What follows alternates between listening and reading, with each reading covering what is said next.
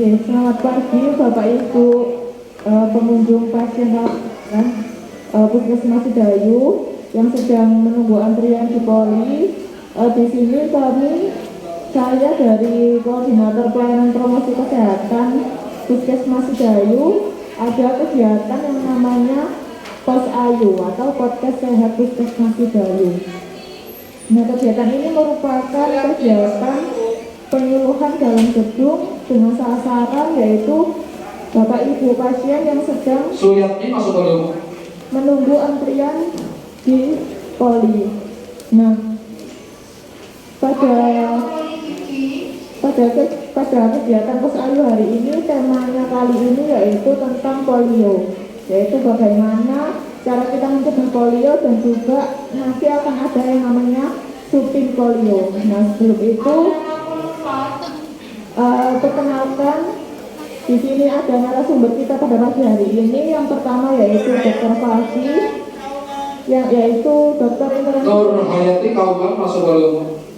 internship yang sedang bertugas di Puskesmas Sidayu. Dan nanti yang kedua ada Bu Lulu selaku koordinator pelayanan imunisasi di Puskesmas Sidayu yang akan menjelaskan tentang Pekan Imunisasi Nasional Polio. Nah, untuk yang pertama kita akan membahas tentang penyakit polio itu sendiri bersama dengan Dr. Fafi. Monggo Dr. Fafi mungkin bisa berkenan.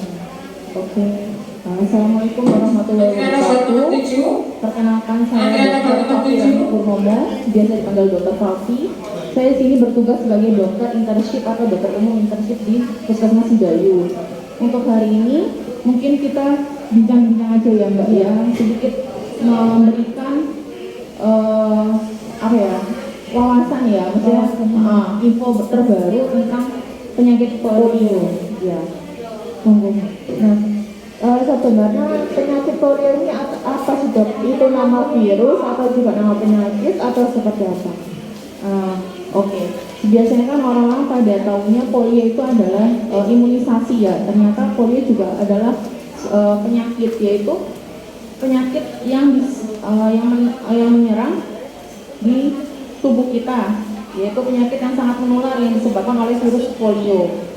Virus polio ini menyerang sistem saraf yang bagaimana dia akan memberikan efek atau menyebabkan kelumpuhan mendadak, kecacatan seumur hidup, bahkan kematian. Jadi ini benar-benar virus polio itu berbahaya, gitu Mbak. Karena penyakit polio ini adalah menyebabkan kelumpuhan, bagaimana sih gejala dari penyakit polio ini?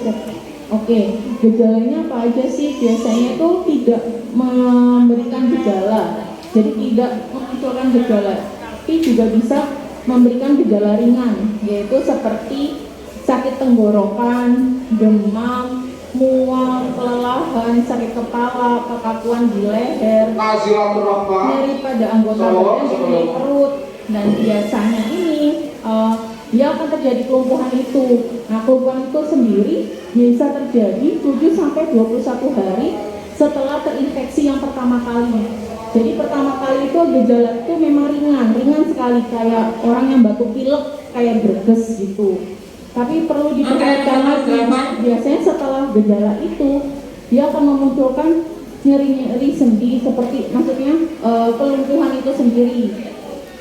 Kemudian apabila ditemukan kasus kelumpuhan yang mendadak pada anak kurang dari 15 tahun, diharapkan keluarga atau sekitar langsung menghubungi puskesmas atau fasilitas kesehatan terdekat, karena itu sangat berbahaya sekali ya Mbak, karena mendadak kelumpuhannya seperti itu.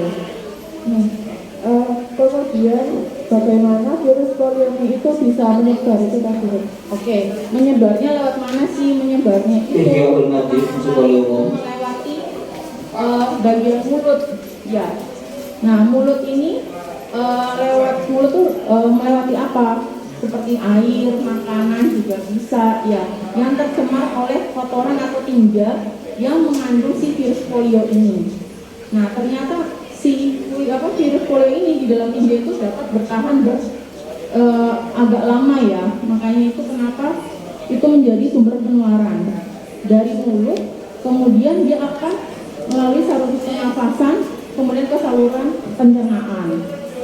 Lalu dia akan menyerang si sistem saraf itu. Nah, sistem saraf itu yang akan terjadi kelumpuhan.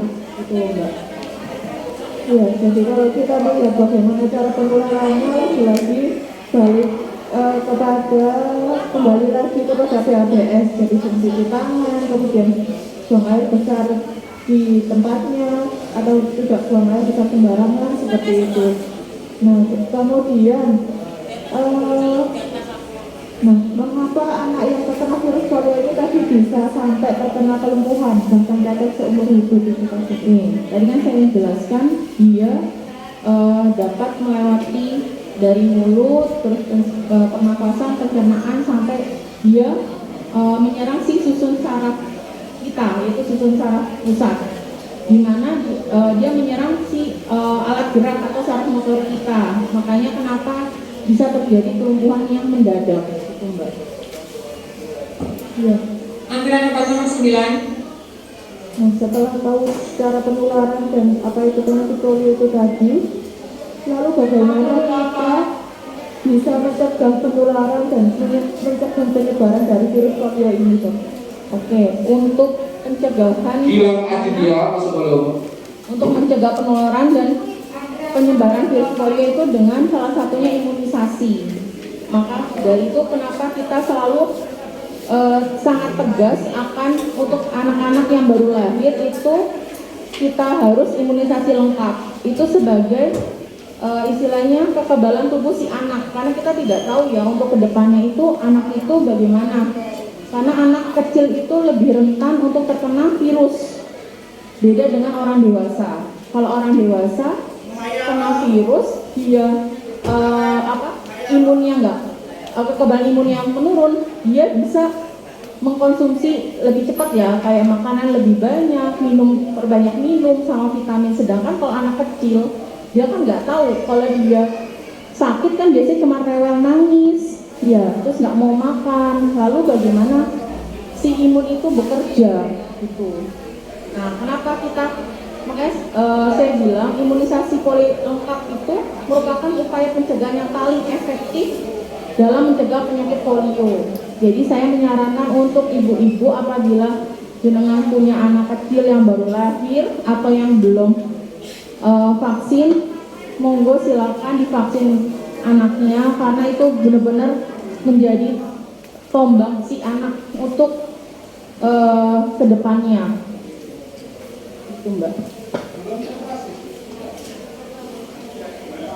Imunisasi ini memang penting sekali sesuai yang sudah ada di buku KIA atau buku PIN itu sudah terjadwal apa saja harus imunisasi, termasuk imunisasi polio ini. Nah, kemudian anak yang sudah mendapatkan imunisasi polio ini, apakah tetap bisa terkena polio, Dok? Untuk terkena penyakit polio itu sebenarnya untuk istilahnya dia kecil sekali untuk terkena polio. Maka dari itu kita menyarankan bahwa anak-anak ini harus vaksin atau imunisasi lengkap, itu Mbak, karena penting sekali ya imunisasi itu ternyata untuk anaknya, untuk kedepannya, untuk tumbuh kembangnya, untuk jangka panjangnya juga bagus sekali sih Mbak imunisasi itu, karena itu sebagai tombaknya kita, tubuhnya kita ya, sebagai benteng pertahanan ya, ya untuk nanti baik itu saat bayi, kemudian dia anak-anak sampai bahkan dewasa. Nah, kemudian bagaimana dengan anak-anak yang belum pernah mendapatkan imunisasi sama sekali? Kalau yang tadi kan Mbak Ica bilang kalau misalnya sudah lengkap apakah bisa terkena? Sebenarnya juga bisa, tapi kan dia mungkin tidak separah yang tidak imunisasi lengkap. Jadi memang berarti kalau yang belum pernah imunisasi sama sekali bagaimana? Ya berarti dia akan memunculkan gejala yang langsung berat, yang tiba-tiba kelumpuhan. Biasanya orang-orang memikirnya adalah mungkin sarafnya, jadi dia nggak kepikiran bahwa itu penyakit polio.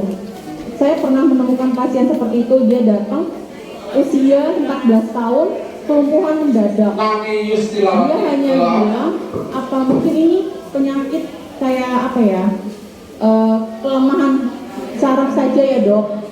Setelah kita telusuri ternyata itu polio yang benar-benar dia lumpuh mendadak kurang dari 1 minggu atau 7 hari. Makanya tadi saya jelaskan bahwa si polio ini salah satunya gejalanya itu adalah kelumpuhan mendadak mbak. Gitu. Ya, jadi yang awalnya kita bisa beraktivitas terus tiba-tiba lumpuh dalam waktu 1 minggu itu tadi. Dan biasanya pasien itu datang itu terlambat. Jadi Pertanyaan pertama nomor 10. mereka pasien itu mengira bahwa itu kelumpuhan biasa, mungkin karena kecapean saja, kemudian dibiarkan ternyata sudah 1 minggu Antrian sampai nomor 10. pasien itu tidak bisa jalan sama sekali mbak, baru pasien datang ke puskesmas atau rumah sakit terdekat. Jadi sudah telat penanganannya ya, Iya. anaknya sudah terlalu menyebar. Nah kemudian untuk imunisasinya, imunisasi ini apakah bisa membuat demam? Maksudnya efek samping dari imunisasi. Oke. Antrian nomor 11. Sebenarnya banyak pasien-pasien atau ibu-ibu baru atau ibu lama mungkin ya, itu datang imunisasi mereka pasti mengkhawatirkan anaknya itu demam. Sebenarnya demam itu respon yang wajar bu, karena kan kita memasukkan istilahnya apa ya, kuman penyakit gitu. Kita itu masukkan ke imunisasi itu untuk DNI itu kumannya kita. Jadi ketika ada kuman yang masuk, dia sudah tahu memberi sinyal, oh ini kumanku. Jadi dia istilahnya bekerja sama gitu, bukan malah apa yang membahayakan seperti itu. Nah responnya si Kasih waktu masuk dulu. sebenarnya itu sangat wajar.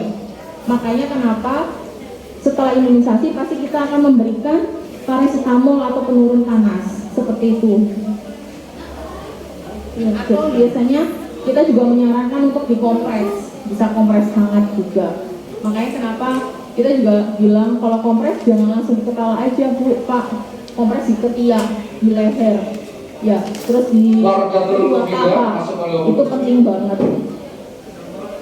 Ya, jadi memang demam ini adalah respon tubuh yang wajar setelah diimunisasi.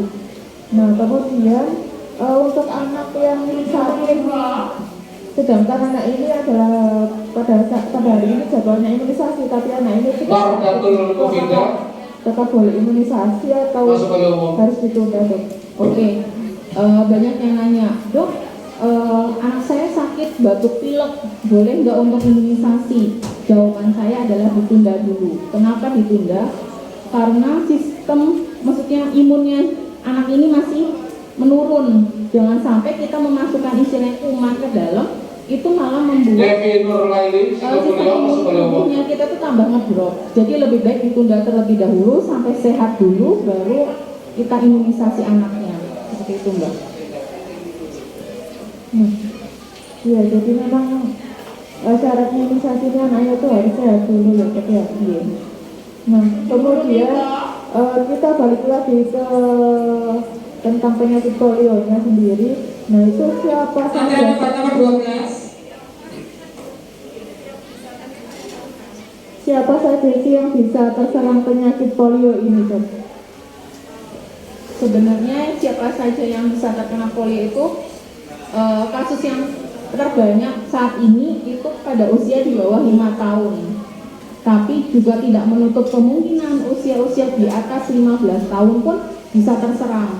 Itu dia kenapa banyak orang dahulu mungkin ya, saya juga tidak tahu, jadi datang dia sudah sakit seperti polio, kelumpuhan tadi, atau dia campak gitu ya. Dok, anak saya kena campak, dok anak saya kena polio, mungkin ya datang. Pasti kita akan salah satu kita akan menanyakan imunisasi waktu bayinya lengkap atau tidak. Dan kebanyakan beliau-beliau pasti pasien-pasien itu tidak lengkap imunisasinya begitu. Saat saya tanyakan kenapa tidak imunisasi, ya nggak apa-apa dok. Ya namanya orang sakit pasti ada aja seperti itu. Pasti juga ada obatnya. Memang seperti itu. Tapi kan lebih baik kita mencegah di awal. ya dengan pemberian si imunisasi ini, karena dia adalah yaitu tombaknya tubuh kita gitu Kak Bu ya. Mungkin lebih dengan untuk anak lebih care terhadap anaknya. Jadi kalau sudah ada punya anak yang baru lahir langsung diimunisasi lengkap selama 12 bulan gitu Bu. Ataupun yang belum imunisasi waktu SD mungkin nanti kita bisa memberikan imunisasi atau vaksin. Antrian nomor 13. Nah, kemudian siapa saja yang bisa tertular penyakit polio ini? Ketika juga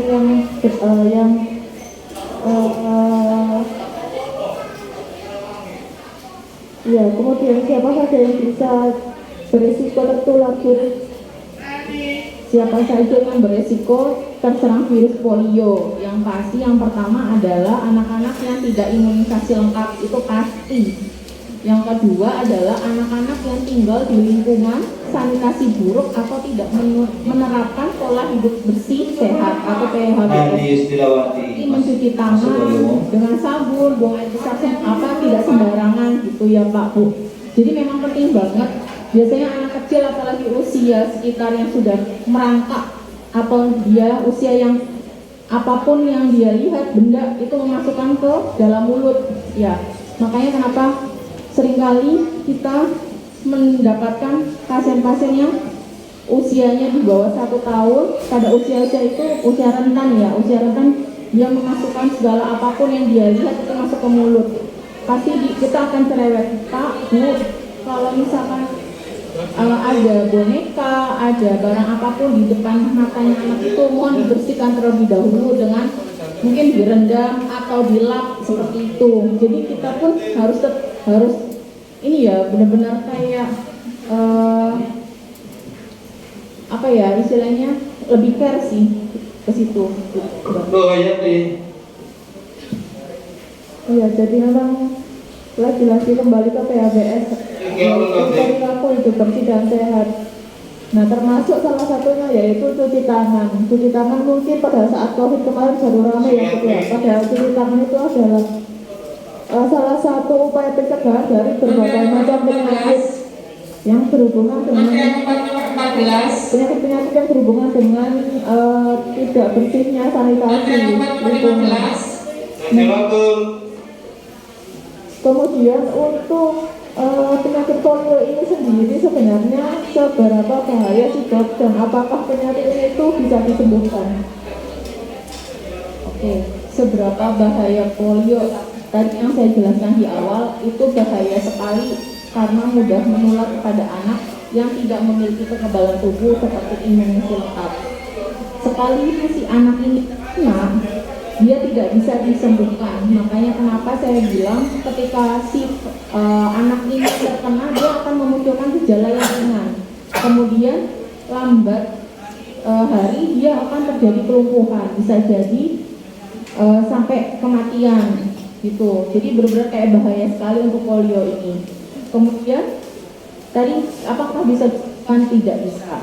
Polio tidak bisa disembuhkan atau diobati, namun bisa dicegah dengan imunisasi lengkap. Maka dari itu saya mohon sekali untuk Bapak Ibu yang memiliki anak di bawah 1 tahun atau akan mempunyai anak, saat lahir harus diimunisasi lengkap deh Pak Bu, karena ini untuk anaknya jenengan juga seperti itu.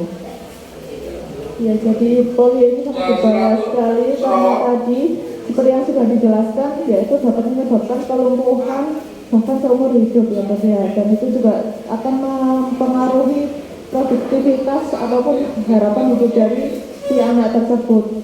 Nah, kemudian polio ini tidak bisa disembuhkan dan hanya dapat dicegah dengan imunisasi. Nah, dari pemerintah sendiri ada yang namanya Subpekan Imunisasi Nasional yang akan dimulai minggu depan. Nah, untuk lebih jelasnya monggo kepada Bu Lulu dapat menjelaskan tentang subpin polio ini. Assalamualaikum warahmatullahi wabarakatuh. Pemerintah mencanangkan pada bulan Januari ini ada kegiatan subpin polio. Kenapa dicanangkan kegiatan tersebut?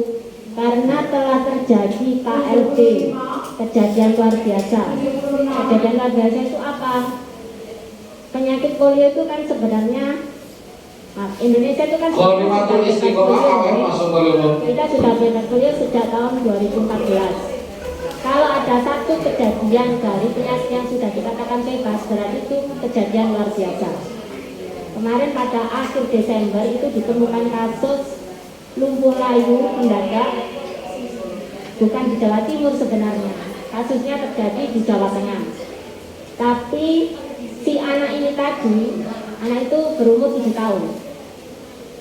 Si anak ini riwayat perjalanan dari Jawa Timur. Setelah dilakukan penyelidikan, investigasi, dan pemeriksaan lingkungan sekitar anak itu tersebut tinggal, ternyata air sumber airnya itu mengandung virus polio di daerah Madura, Sampang, dan Bangkalan, tempat anak tadi yang sakit itu singgah. Jadi diperiksa, ditelusuri. Kalau KLB kan seperti itu, kejadian di mana, ditelusuri dari mana anak ini tadi bisa sampai terkena polio. Jadi pemerintah menyatakan untuk Jawa Timur dan Jawa Tengah dilaksanakan sub pekan imunisasi nasional. Makanya dikatakan sub karena tidak seluruh Indonesia, hanya Jawa Timur, Jawa Tengah, dan Sleman, Yogyakarta. 3 provinsi itu tadi. Dengan kegiatan subpoli ini diharapkan terjadi perlindungan komunal untuk seluruh anak-anak. Dan sasarannya adalah umur 0 bulan sampai dengan kelas 2 SD. Kenapa sampai kelas 2 SD? Karena yang sakit tadi berumur 7 tahun. Jadi sasarannya untuk subpoli polio ini sampai kelas 2 SD. Imunisasinya bagaimana? Hanya ditetesi Bu, 2 tetes. Jadi nanti mulai subpoli polio ini ada 2 putaran deh. Ada bulan Januari ini mulai tanggal 15 sampai 21 Januari untuk putaran pertama. Putaran kedua tanggal 19 Februari sampai tanggal 25 Februari. Dan itu harus serentak dalam 1 minggu, namanya pekan deh. 1 minggu. Gila Muhammad masuk polio. Dan diharapkan dengan adanya kegiatan subpoli ini terjadi imunitas Arifin masuk polio lansia. masyarakat. Makanya seluruh Saidi sasaran, masuk polio. seluruh sasaran harus terimunisasi. Jadi jenengan nggak usah takut anaknya kenapa-kenapa. Karena memang Bapak Zaidi masuk polio. penyakit polio itu tidak bisa diobati Antrian Bu. tempat nomor 16. Kalau sudah dinyatakan lumpuh karena polio, tidak bisa sembuh seumur hidup. Tapi insya Allah bisa dicegah dengan imunisasi. Jadi jenengan tidak usah takut membawa anaknya untuk imunisasi. Imunisasi itu yang memberi efek panas itu hanya 1 jenis vaksin, yaitu DPT pada jenis pertusisnya saja. Yang lainnya itu tidak menghitung demam sebenarnya efek sampingnya. Tapi tergantung daya tahan tubuh dari anak kita sendiri. Bagaimana responnya terhadap penyakit yang dimasukkan. Imunisasi itu kan kuman atau virus yang dilemahkan. Ada juga yang dimatikan, macam-macam Bu, macamnya. Nah itu dimasukkan ke tubuh anak kita. Bagaimana responnya?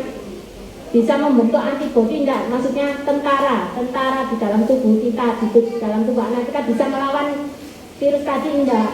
Kalau bisa berarti nanti terbentuk kekebalan tubuh terhadap penyakit yang diimunisasikan kepada anak kita.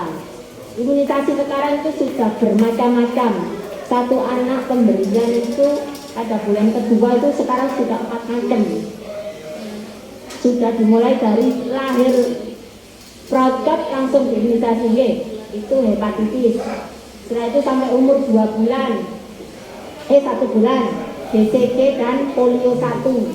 Polio diberikan sebanyak 4 kali Bu. Polio ada 2 macam. Yang tetes 4 kali, yang suntikan 2 kali. Yang tetes itu sampai dengan umur 3 bulan.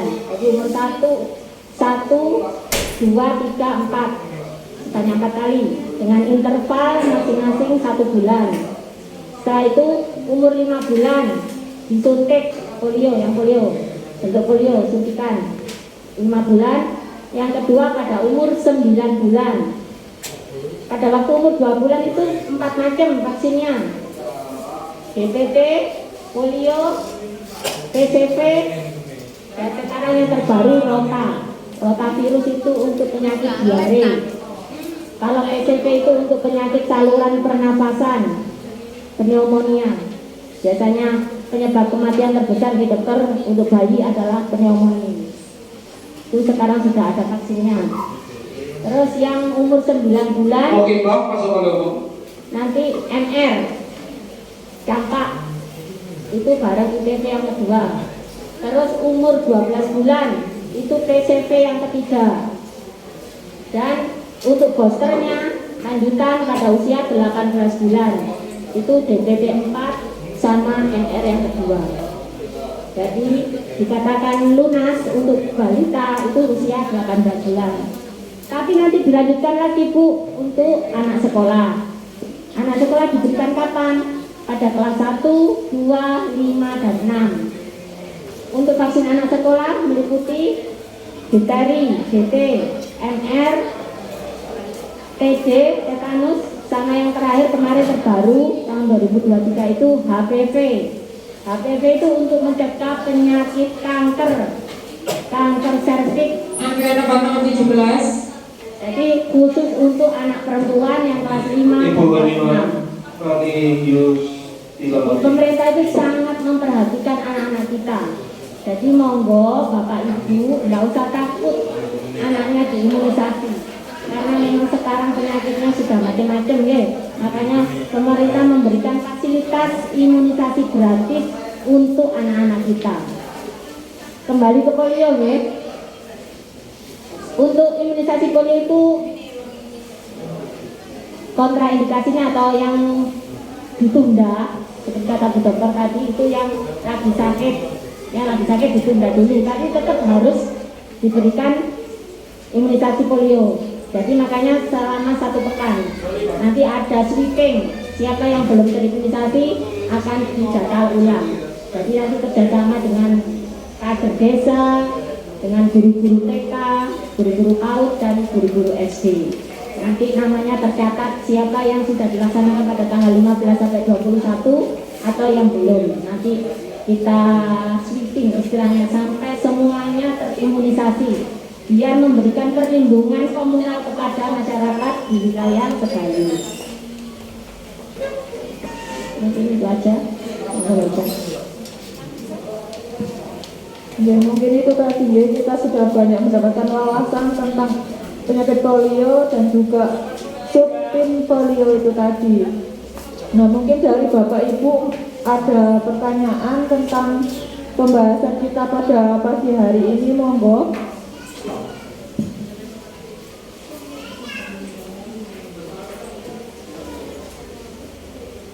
Ya mungkin itu tadi yang ditekankan pada pembahasan hari ini, yaitu jangan sampai Bapak Ibu di sini yang punya anak yang merupakan sasaran dari subtin imunisasi polio ini terlewat. Jadi semuanya harus mendapatkan imunisasi polio pada kegiatan subtin polio nanti. Karena ini memang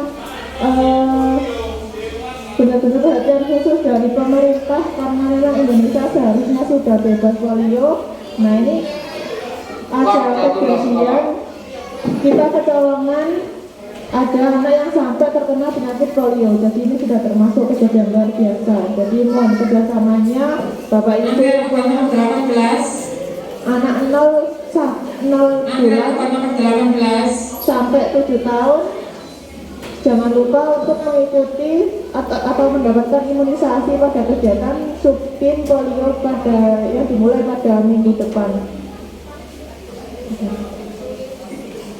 Ya mungkin itu saja, apabila tidak ada pertanyaan itu saja yang dapat kami sampaikan. Terima kasih kepada Bapak Ibu yang sudah menyempatkan waktunya mendengarkan kami di sini. Mohon maaf. Assalamualaikum warahmatullahi wabarakatuh.